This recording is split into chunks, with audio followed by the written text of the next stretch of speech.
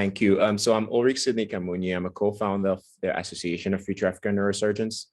This is a neurosurgery interest group of 400 plus medical students, general practitioners from all over Africa. We've been working pretty much around mentorship, research, education, to increase access to neurosurgery and to the neurosurgical workforce within Africa. So we've been very active for the past 2 to 3 years, and I have a very productive research branch, mostly doing secondary research, but we were very happy when we had Dr. Abu Bonsra reach out to us saying that she had all these interesting connects that could get us basically la creme de la creme of neurosurgery. So very glad that you could find some time out of your busy schedule to be with us today. So now I'll let. What country are you in?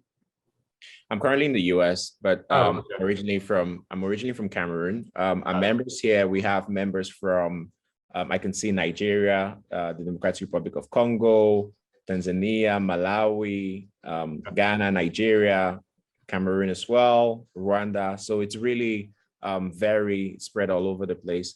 I mean, if you wanted to, we could always have them maybe either present themselves or type it in the chat so that you get an idea of what.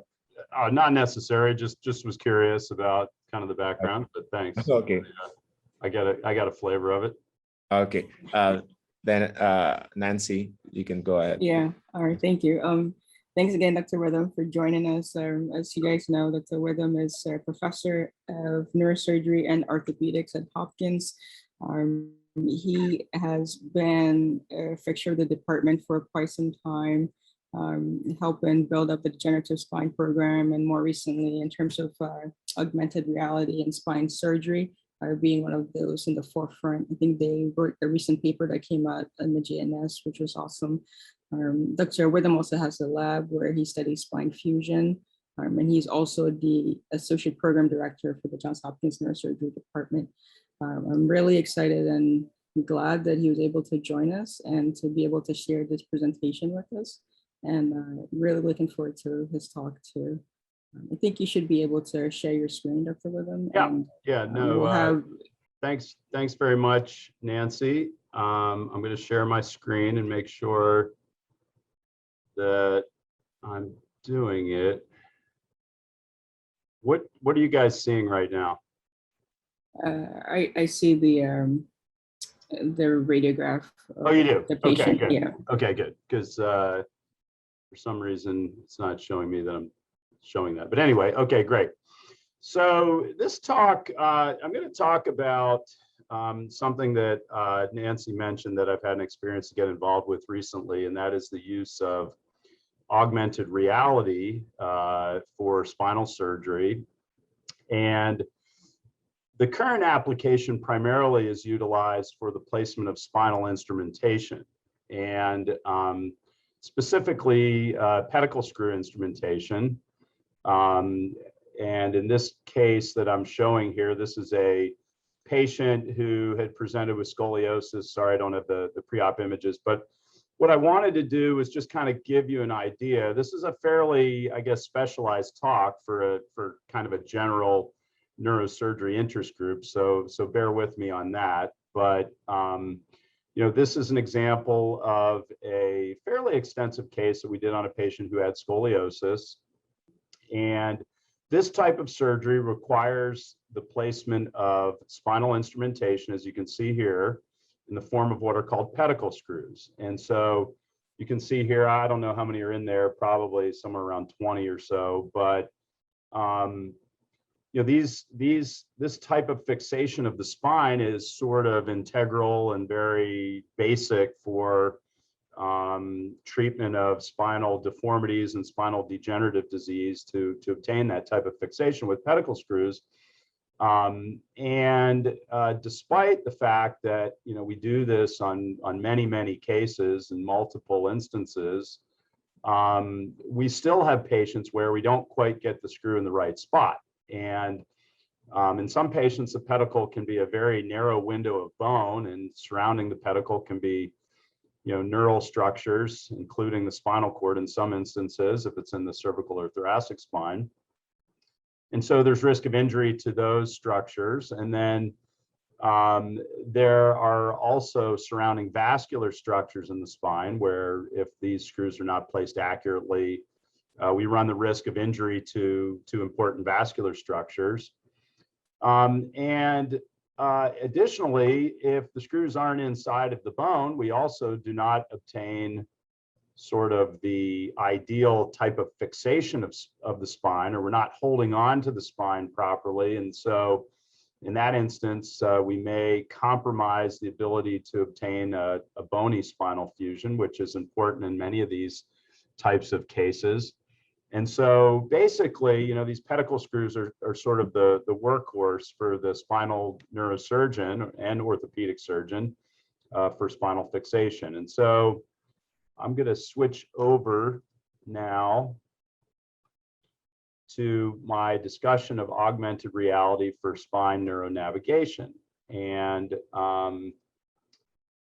these are some disclosures, maybe not so relevant for this group, but nonetheless, they're part of the talk.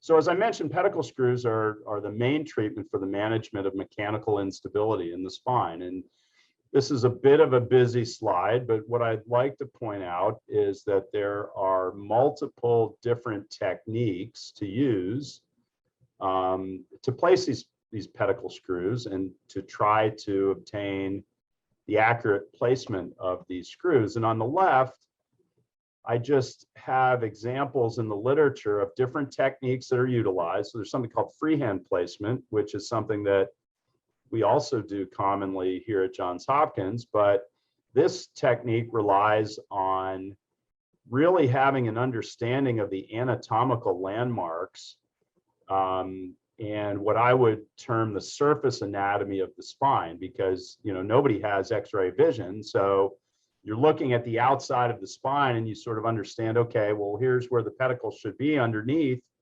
the bone. And that requires experience and training to be able to place those screws without any other type of imaging guidance, but just kind of using your own experience and knowledge of the anatomy to place pedicle screws. But nonetheless, some surgeons can be very accurate with this, up to 98%. Some not so accurate. The range is there, 52%. Fluoroscopy, so using X-ray, live X-ray inside the operating room is another technique. The downside of this, obviously, is that the radiation represents exposure to not only the patient, but over a series of cases, the surgeon. And so you have to wear lead, and that can be cumbersome during surgery. And that technique can result in accurate placement, but maybe not quite as good as some of the other techniques, up to about 85% in the series report in the literature.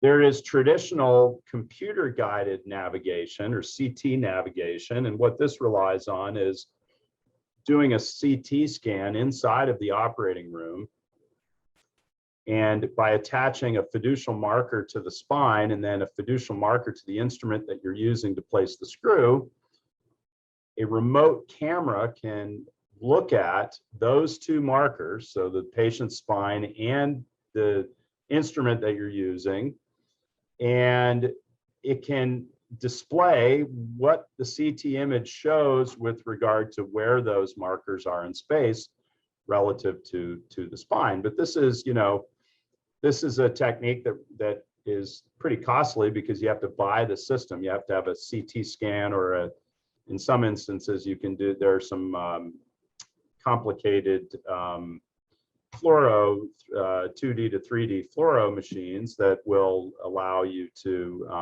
image the spine. But nonetheless, it's kind of a expensive toy, if you will.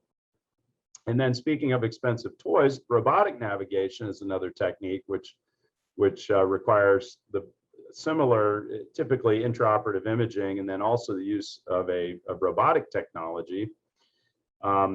This technique can be very accurate, but again, extremely costly to purchase a robotic system at a hospital. The other thing that I show here on the right side is that we actually, at our Bayview location, which is one of our hospitals, we actually have a intraoperative CT scan, and now we have a portable CT scanner in our main hospital, but we've also used the intraoperative CT scan to place pedicle screw instrumentation, and nonetheless, really there is no system that is or technique for placing these pedicle screws in the spine that is guaranteed to be 100% accurate.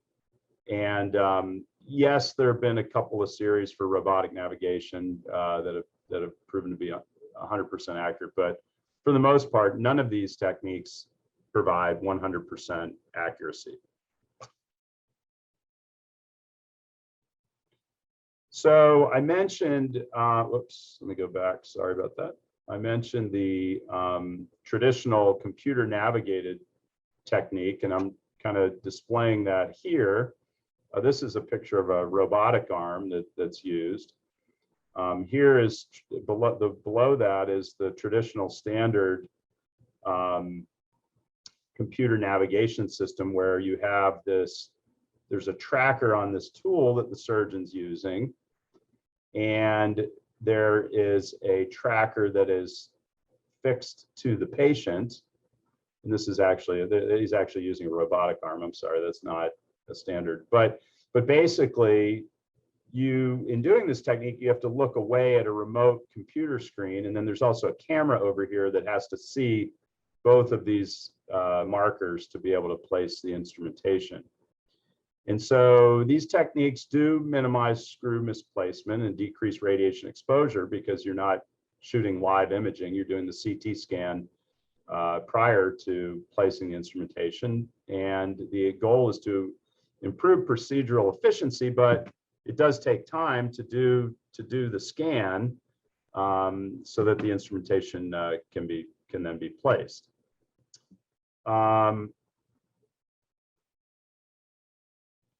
So there are limitations, and one of the big ones that I'm going to show you is this idea of attention shift.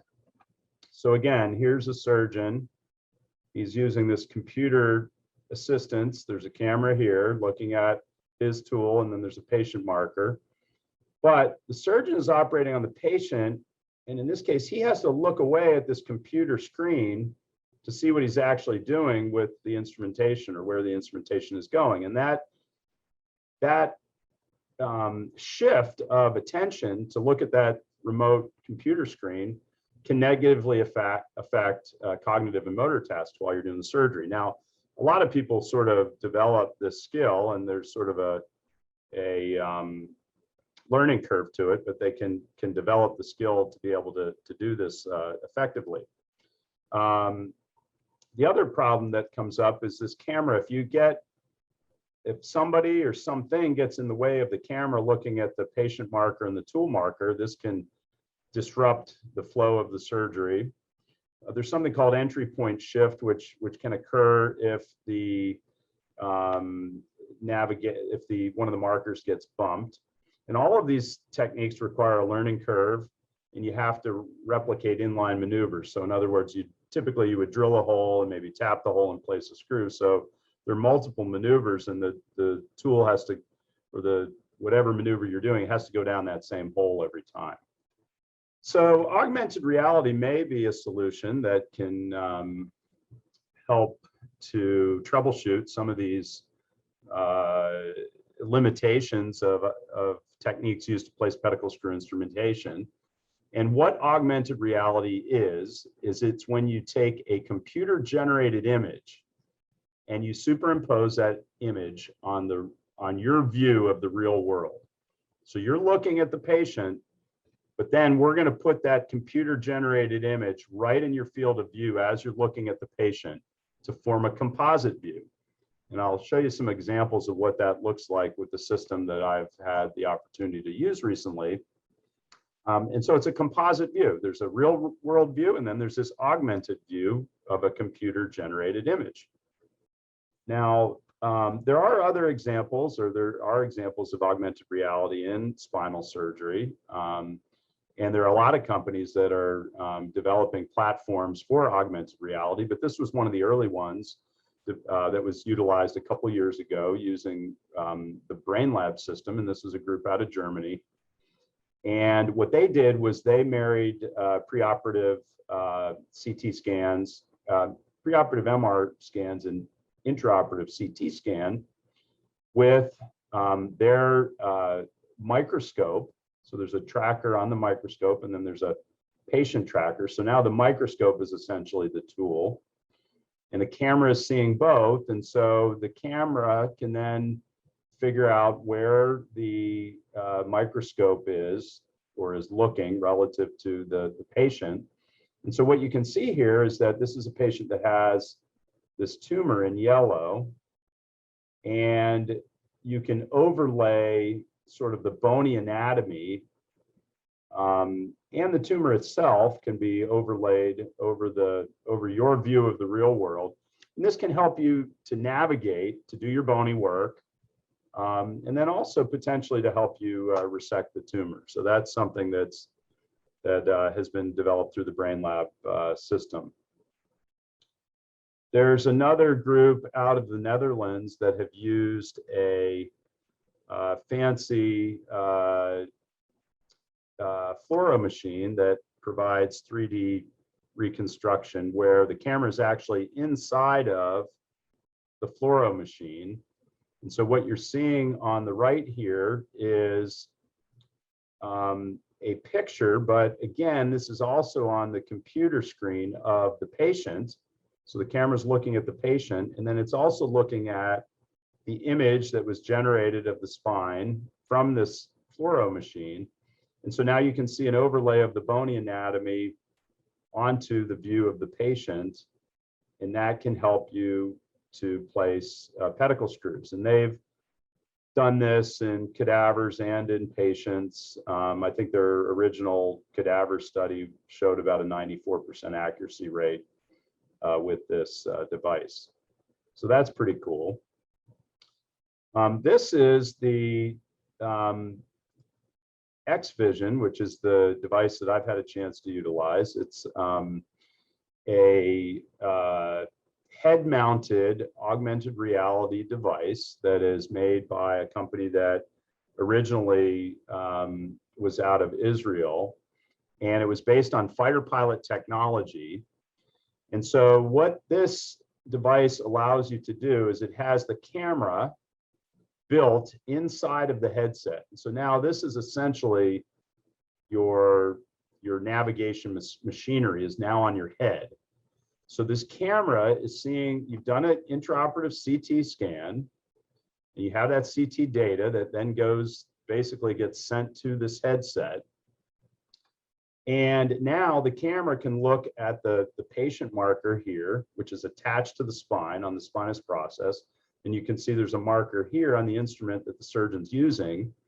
And so when the surgeon puts that screw next to the spine here, you can see the computer generated image of the CT scan, and you can use that image to guide the placement of the screw into the bone in this case. So this is something that we've now had a chance to try, and it's been pretty cool. What happens is that this image actually gets displayed directly on your retina through these lenses. So that's how the camera actually displays it right on these lenses. So it's been something that's been pretty cool, and we've had a chance to work with this here at Johns Hopkins. And I'll show you some of our work with it. We did an initial cadaveric study, and I'm not going to bore you with details, but this was a cadaveric study that was required to obtain FDA approval in the United States for the use of this device. And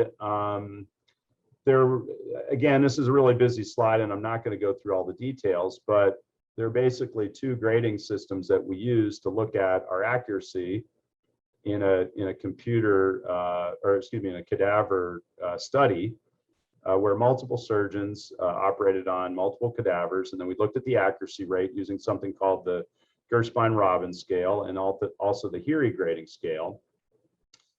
And the overall accuracy rate was in the kind of 95 to 97%, depending on the scale that you looked at.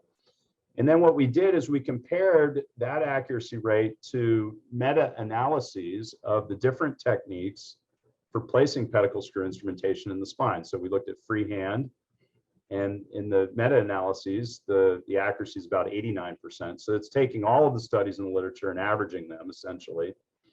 For manual navigation, it's about a 97% accuracy. And then for robotic navigation, looking at all the studies, about 92% accuracy. So it compares very favorably to any of these techniques. And it's at least as good, if not better, based on this cadaver study. But certainly that's not enough data to really be able to make strong conclusions. And then there was also a percutaneous study that was required by the FDA. And so we also, actually one of our residents who's now an attending over at Wash U participated in this study. And similarly, the FDA required that we use Jamshidi needles because that's a technique that's used to initially cannulate the pedicle when you're doing a percutaneous or MIS fusion. But if you looked at the total implants for the Heery grading scale, about 99% accurate.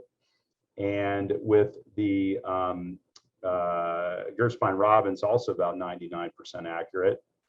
And then we also looked at the precision, which is kind of a cool thing to do, because what precision means is that not only are you accurately placing the screw in the pedicle, but you're actually putting the screw where the computer said you were putting it. So the way you figure that out is you do a scan immediately after you do your pedicle screw placement, and then you compare what the computer generated image showed to where you actually placed the screw. And we look at a couple of things there. We look at the translational precision, which means, was the screw lateral, medial, superior, inferior, and by how many millimeters, and then also the angular deviation.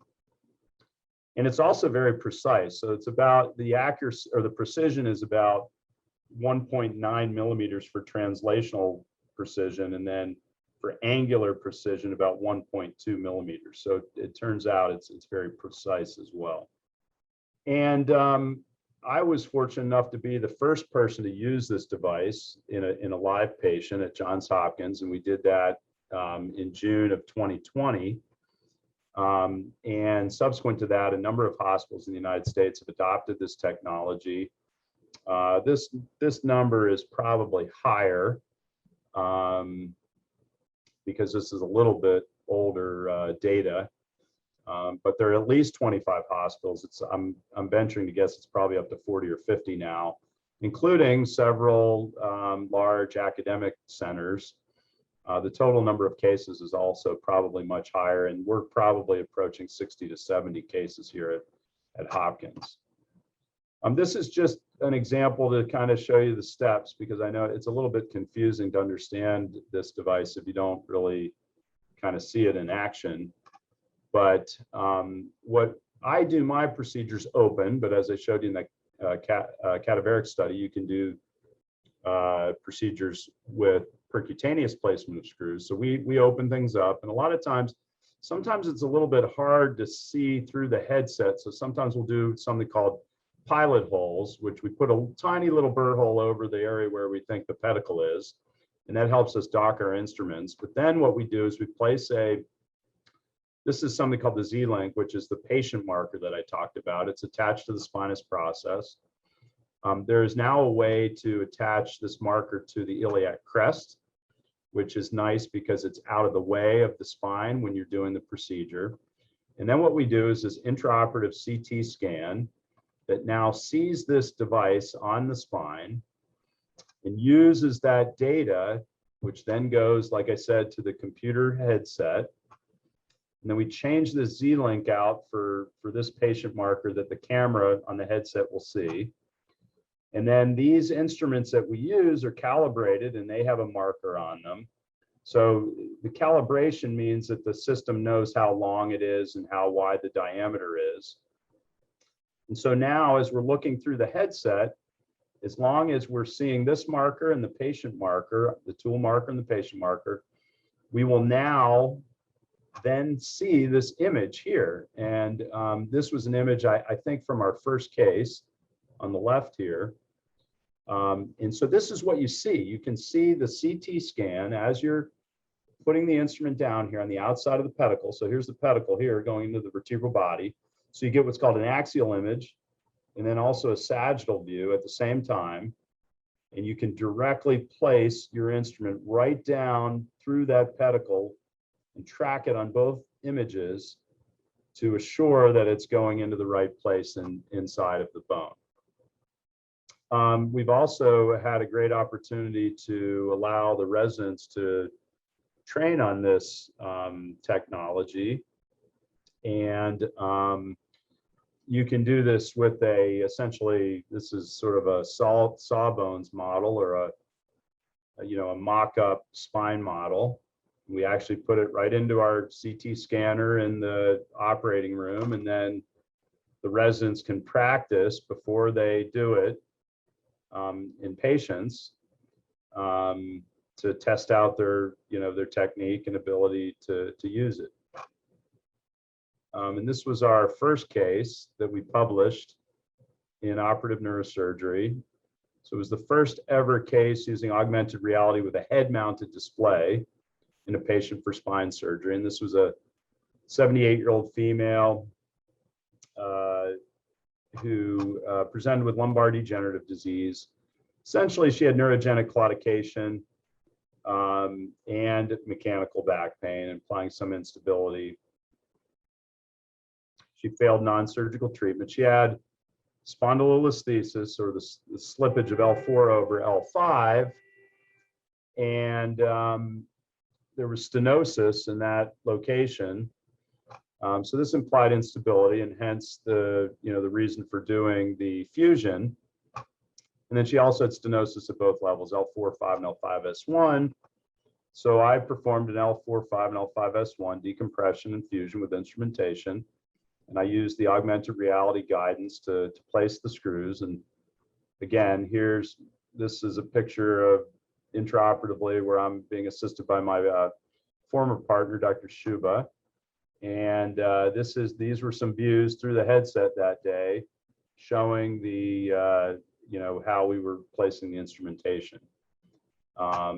Things went very well. And this is just an intraoperative view after the screws were in place, X-ray view in an AP and a lateral plane after they were positioned in the operating room. And then here's just, we confirmed post-operatively that everything was in the right position, since this was the first case that we had done. And the patient did very well. Long-term results were good.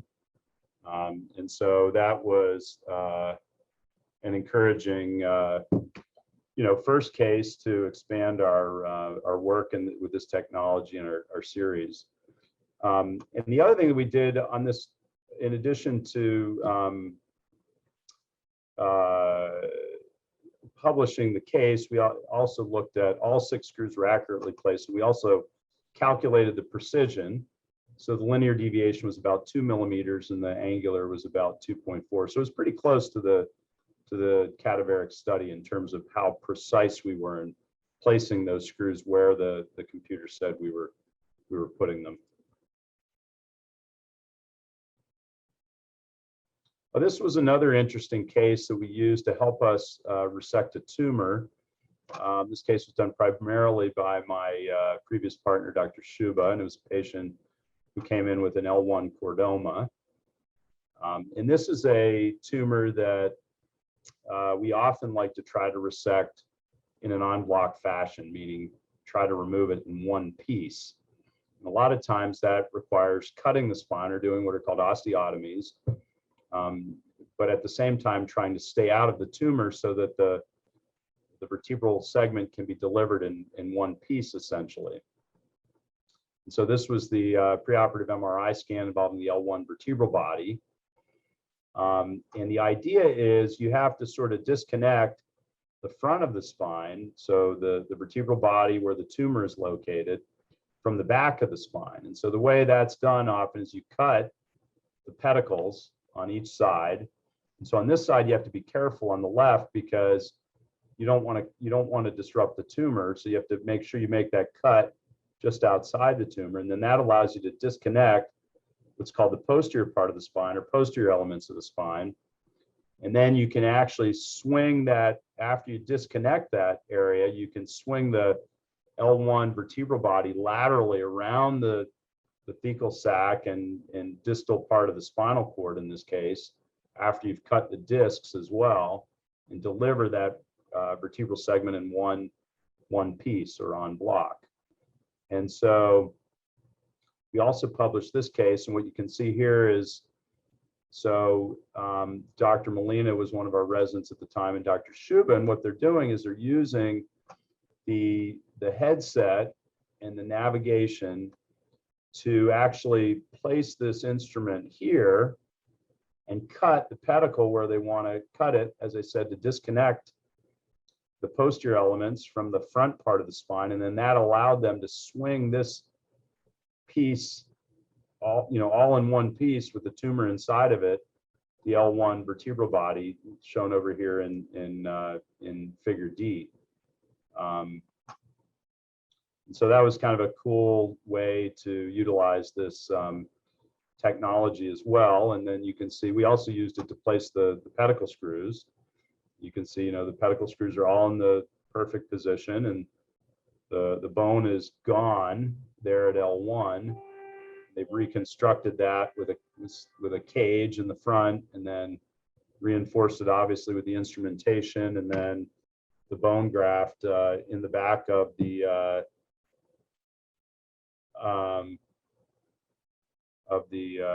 spine.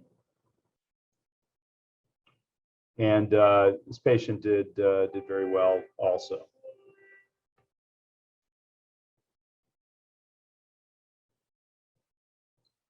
And then I'll just finish up looking at, we just published this in Journal of Neurosurgery, looking at our accuracy for our first 205 screws or so that were placed. Interestingly, we were able to use this on a number of different types of pathologies. So for patients who had degenerative disease, deformity, tumor, including the case I showed before, and trauma.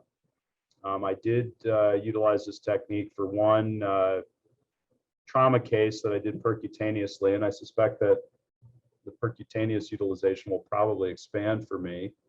Although I don't traditionally do many percutaneous cases, it's kind of nice with this technology. But basically the bottom line was our overall accuracy rate was 98%, which compares favorably to any of those techniques that I showed at the very beginning of the talk in terms of the accuracy for pedicle screw instrumentation placement. It's not a perfect technique. It is a device or technology that is improving and changing, and other companies are also coming out with their own types of devices. But in one case, the patient was too big. We had to abort the case. We've had some technical issues with getting the data transferred from the CT scan to the headsets. Someday we're going to be able to register a preoperative CT scan, because as you could imagine, that would save a lot of time and money, because you wouldn't have to have a CT scan in the operating room to utilize this technique. And then I did mention that the interspinous clamp has now been replaced with a PSIS marker, a marker that goes into the iliac crest, and that's kind of out of the way, but allows you to work a little more freely in that area and not worry about bumping that clamp, because if you bump that clamp, then the registration of your data gets completely thrown off and it's no longer accurate. For some people, when you initially start to use this, it's a little bit of sensory overload that you'll experience. And so it takes a little bit of getting used to and a bit of a learning curve. There've been some other glitches that I think are going to be solved. The headset's going to get a lot smaller. It's essentially going to be glasses. The light source is going to be better so that you can see a little bit better through the headset. So all these things are a work in progress that I think will allow the technology to get better over time. So augmented reality and head-mounted display represents sort of a natural progression of spinal navigation technology. It's clinically accurate, and there is a low learning curve, albeit not a zero learning curve.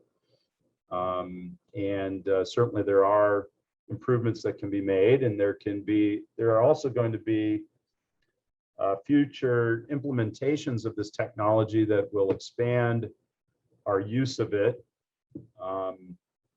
Eventually, this is going to be applied to cervical spine. We've already used it for pelvic fixation. We've used it for cervical actually as well. It's just not FDA approved for that. Cranial instrumentation or cranial navigation, I think is going to be something that can be easily used. This can be utilized for. It'll probably be integrated with MRI scans for navigation, just like we do with brain tumors. And then I think we'll be able to use advanced maneuvers such as, other parts of the spine procedure. The pedicle screws are just kind of one small part of it, albeit important, but we're going to be able to use this to plan osteotomies, resect tumors, as I showed, potentially do the decompression, guide us for inner body placement, maybe in MIS cases.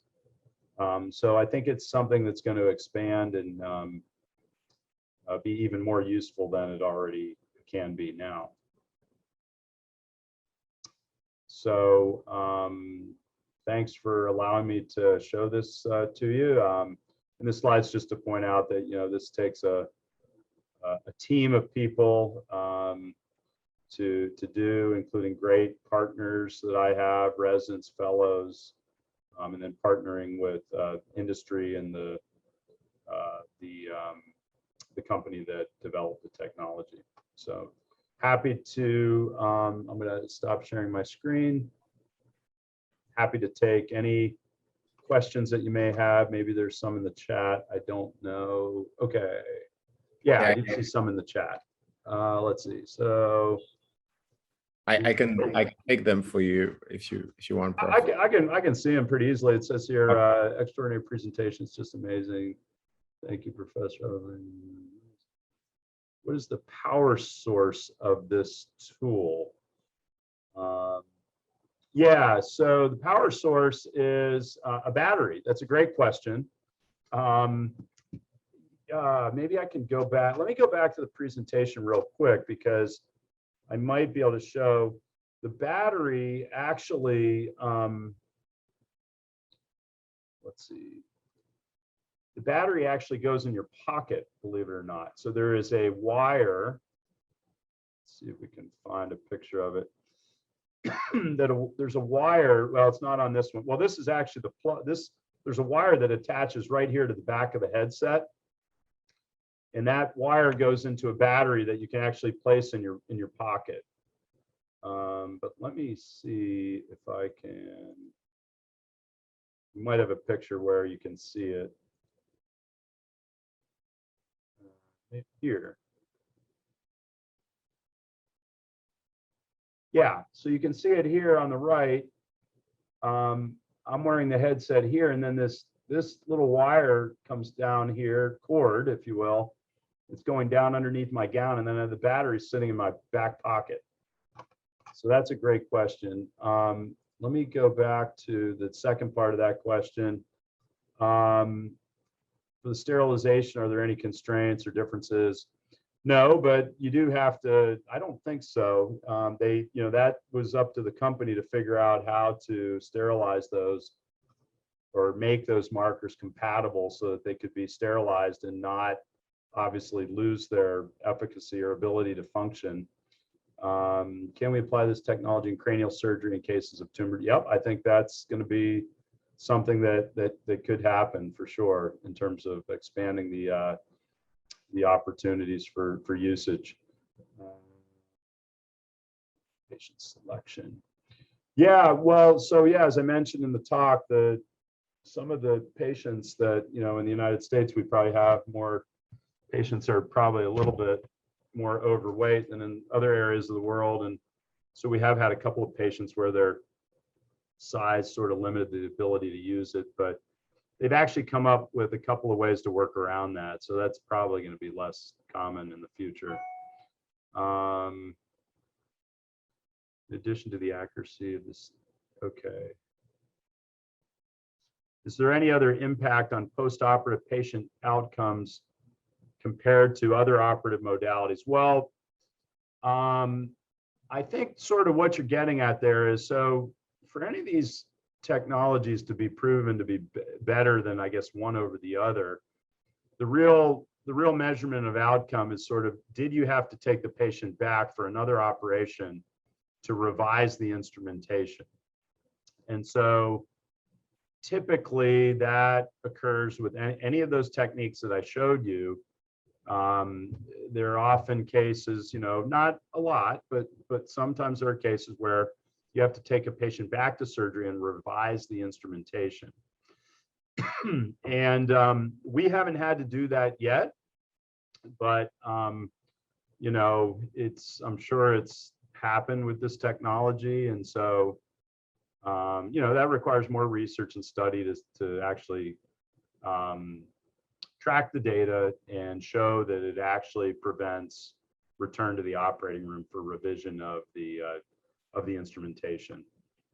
How can you use resource limit? Yeah, that's, so the question here is, you know, it is cost limiting, and as I mentioned all along, you know, I think when we're able to register on preoperative imaging, it'll be better.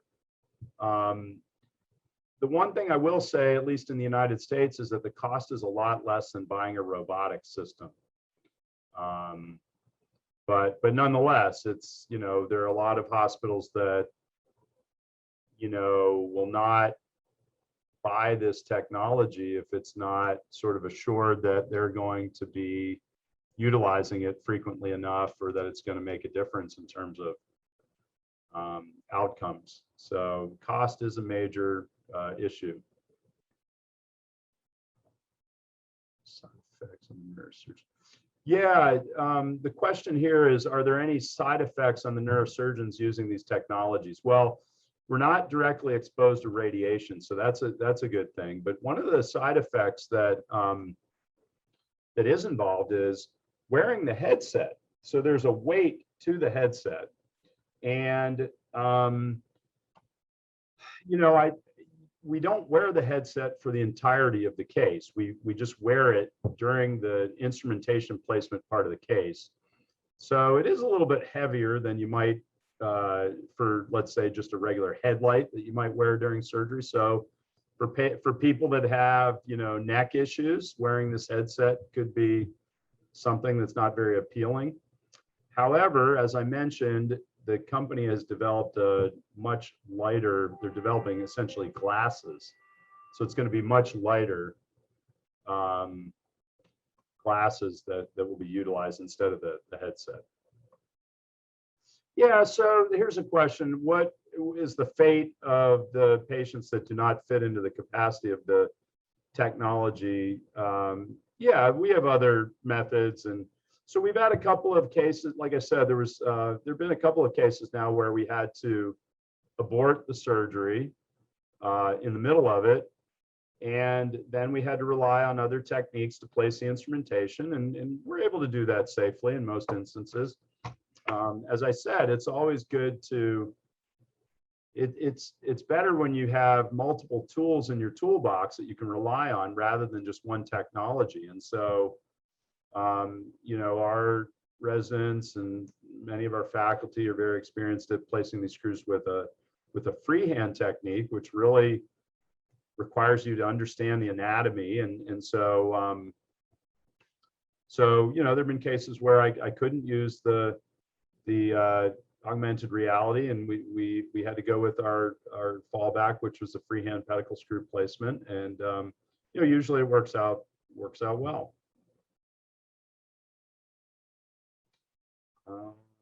Can air display be integrated to an exoscope so residents and fellows who are not? Yeah, we don't, it's not really an exoscope, but so that's a great question. And I forgot to mention that. And so in addition to the headset, there is also a remote screen that displays exactly what the surgeon is looking at.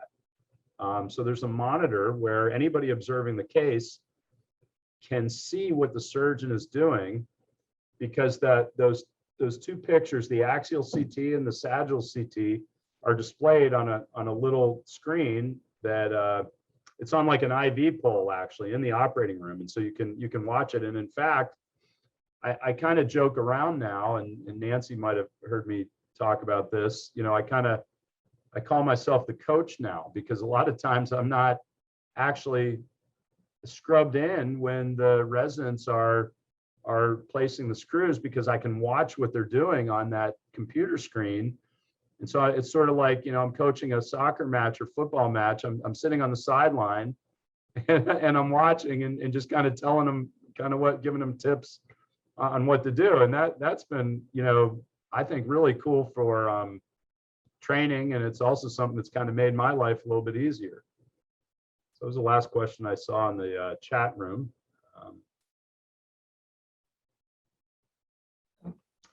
Here's another. Yeah, that's an interesting. So the question has to do with, you know, it says, in this sort of setting where the algorithmic augmentation is heavily dependent on the previous image inputted into the device, how long preoperatively should an image be acquired? Well, I think, and like you said, if it's a tumor, the pathology can change. So again, with this technology, we're not able to marry it with a preoperative image yet. We're only able to use the intraoperative image. But yes, I mean, I would agree completely. If you're talking, eventually we're going to be able to register with preoperative images. And for something like a tumor, you may want to make sure that the imaging is fairly proximal to the time of the surgery. For things like degenerative disease, it may not be as big of an issue, because I don't think the imaging changes that much. But it could be an issue with something like tumor for sure. I think one question that might be interesting for some of their people on the call is, are there opportunities to use this to teach people, you know, outside of the operating room, learning some of the skills that are integral to place and instrumentation? You mean like remotely? Remotely. Yeah, I mean, I think that you could certainly hook up the screen to a live feed, and you could,